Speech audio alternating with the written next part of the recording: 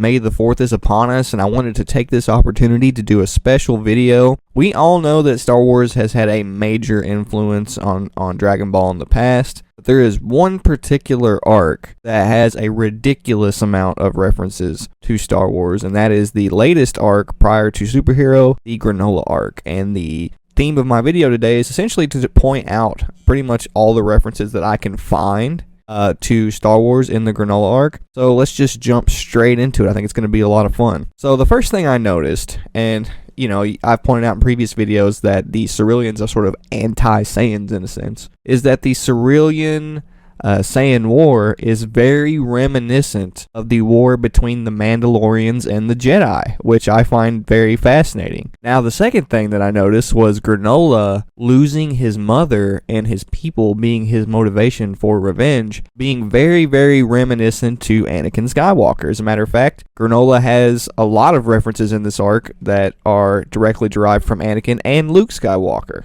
Now, another really cool way to look at Goku and Vegeta's training under Whis and Beerus, if you want to frame it within the Star Wars references, is that essentially Whis is teaching Goku to use the light side of the Force, and Beerus is teaching Vegeta to use the dark side of the Force, which I think is just a cool way to look at it, to be honest. In fact, from the very beginning of this arc, really, if you really think about it, it has really strong Star Wars vibes. Even Granola's demeanor, his job as a bounty hunter, his blaster, the fact that he is going after a clone army, from the very beginning of this arc, it feels like a Star Wars-centric arc. So that's something I've always really enjoyed about this arc, and the amount of like really cool references and connections you can make is actually kind of mind-blowing. Now, the very beginning of Ellic's introduction as a character has a very Sidious-like vibe. He's a master of manipulation, and he's not necessarily extremely strong, but he is really good in the sense that he can manipulate people to do things based on his wits and his intelligence, much like Sidious. And he picks up on not only Gas's weakness in his need for revenge, but also Granola.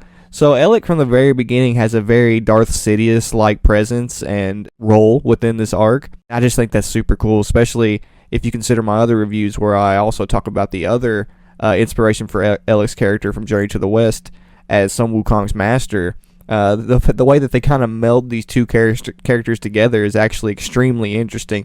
Same thing with Gas. Like, Gas has aspects of Sun Wukong's character ingrained into his character, and he also has aspects of Darth Vader. You know, like the fact that, and Toriyama does this all the time. He makes these double cross references, and to me, that's part of what makes Dragon Ball such a enjoyable product. Really, is the fact that he does that. He does such a good job making these cross references and taking different media that have commonality and making connections between the two.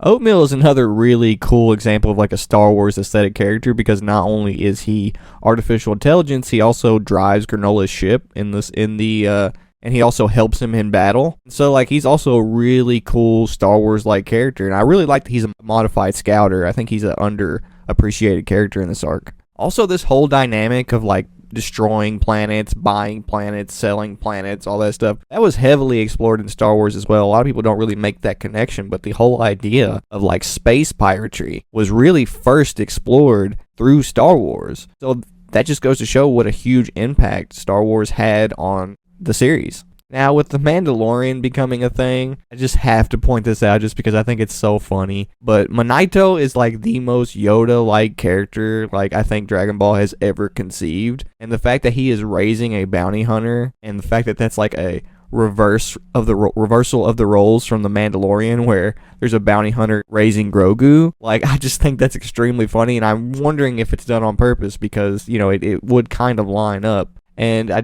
don't know, this whole aspect of Monito and Granola's relationship really reflects the relationship between Luke Skywalker and Anakin and Yoda. Yoda essentially tells Anakin and Luke, you know, he teaches them that the dark side of the Force is very dangerous, and that revenge is very dangerous, and that using the power they have at their disposal to achieve selfish ends and revenge could push them towards the dark side of the Force. And that's essentially what's happening here between Monito and Granola. Granola is essentially falling to the dark side of the Force. He's being warned by somebody who literally created the Dragon Balls, which had the ability to manipulate reality, not to use them for that purpose, which is very, very reminiscent of the Force. Not only does he choose to do it anyway, he becomes the most powerful being in the universe.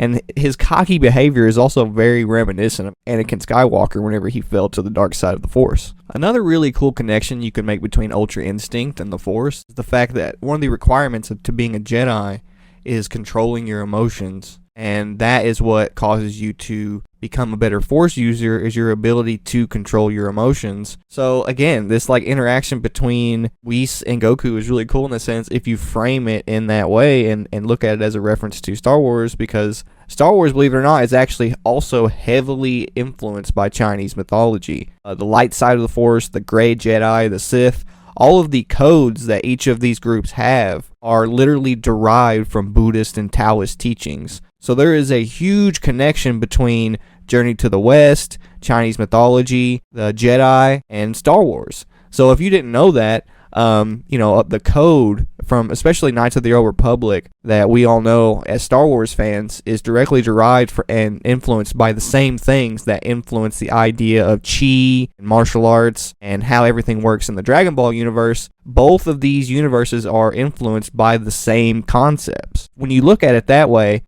these tropes that they're playing on purposely and the way that they're going about it, doing these cross references on purpose, is actually really genius. Gas's grudge against Bardock after losing after so many years really reminds me of Anakin's grudge against Obi-Wan, and I think that very well be where the idea is derived from, because it's literally the exact same thing. Like, he wants to take out Obi-Wan to get revenge because he lost all those years ago. I don't know if you caught on to that, but once I did catch on to that, I was like, wow, like the way that they...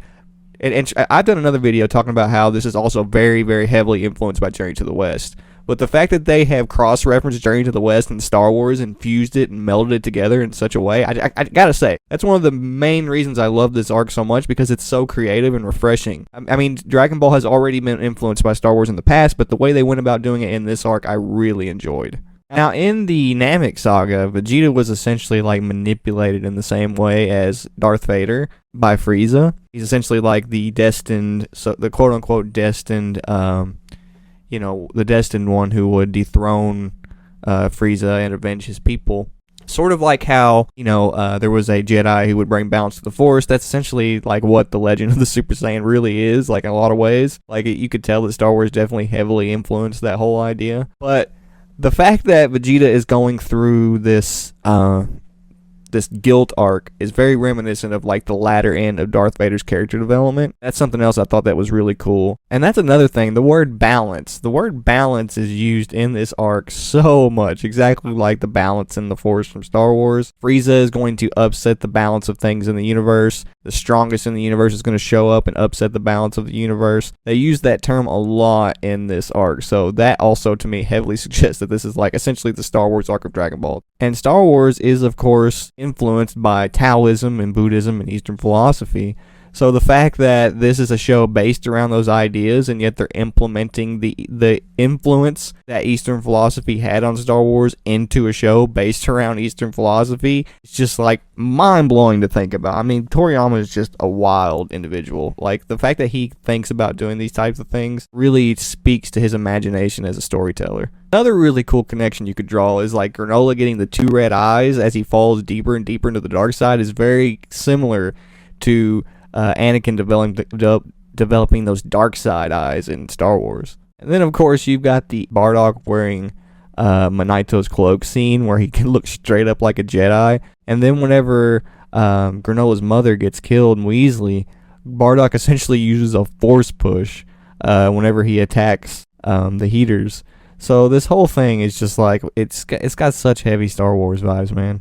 Now, I really want to get into Bardock. Now, if you didn't know, there are 9 trials that Jedi go through in order to become a Jedi. And those 9 trials are very, very, very reminiscent of what Bardock goes through in this arc. And the trials are, of course, anger, fear, teamwork, isolation, instinct, betrayal, forgiveness, protection, and focus. Now, the trials normally come naturally, through a Jedi's life. And that's essentially what happens here whenever Bardock has an awakening, when he experiences the effect that associating Ine and Weasley and Goku and Granola has on him. That is essentially the start of him easing into this mindset where he is becoming more like a Jedi. Like, Bardock is straight up becoming like a Jedi in this arc. As a matter of fact, he was already sort of reminiscent of a Jedi because he was already sort of impartial to his family. He wasn't really dominated by his emotions. He already has like a mindset where he controls his emotions in a very, very similar manner to the Jedi. And the idea of being a Jedi is based on enlightenment, right? And enlightenment just means to be awakened to a new perception of reality. So what's happening here is Bardock is experiencing an awakening, and as a result, he is tapping into new powers. So the process that Bardock goes through in the Granola arc is actually ridiculously similar to the process that the Jedi go through when they have their awakening. Remember that the Force is about quieting the mind and letting the Force speak to you, which is very, very reminiscent of Wushin or Ultra Instinct, or all of these concepts. They're very, very, very similar to each other, and they're very, very heavily connected, and they're all derived from the same place. So the fact that Toriyama is playing on that is pretty damn cool. So of course, the little speeder that they ride in on their way to Manito's house to get Bardock's scouter is definitely very reminiscent of the speeder that Luke and Obi-Wan take. Also, the concept of Bardock finding redemption, much like Darth Vader, and that helping Luke Skywalker and Goku like basically come to the conclusion they need to flourish as Jedi and martial artists, is also a really cool concept. But Gas to me has always been a mirroring of Granola in the sense that he has kind of the same motives, which is revenge and like feeding his ego and such. And also the fact that Granola is so similar to Anakin and Luke, and the fact that Gas is so similar to Darth Vader, it's almost like he is a mirroring of Granola for that purpose. And whenever he starts to sacrifice his lifespan to defeat Goku and Vegeta, that is very reminiscent of the effect that giving into the dark side had on Anakin. It deformed his body whenever he fell all those years ago. And one of the coolest things about that scene in Star Wars is whenever Obi-Wan says that he has the high ground to Anakin, he's not just telling him he has the high ground in battle. He's saying that he has the high ground morally. Like he is more at peace with the Force and one with the Force and the way the universe flows than Anakin. And that has a lot to do with the way things play out in the end of this arc. And one of the most blatant references, for sure, is Granola using aim assist to essentially take down Gas. That they literally did that on purpose because it was so similar to Star Wars. You can't convince me otherwise. That is literally a Death Star reference right there. And then Goku literally becomes a Force ghost. He literally becomes one with the Force.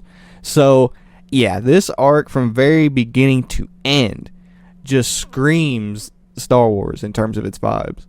And then at the very end of the arc, we get Frieza showing up mastering the Force, quote unquote, through essentially emulating the legendary Super Saiyan, which again is a reference to the legend that would balance the Force.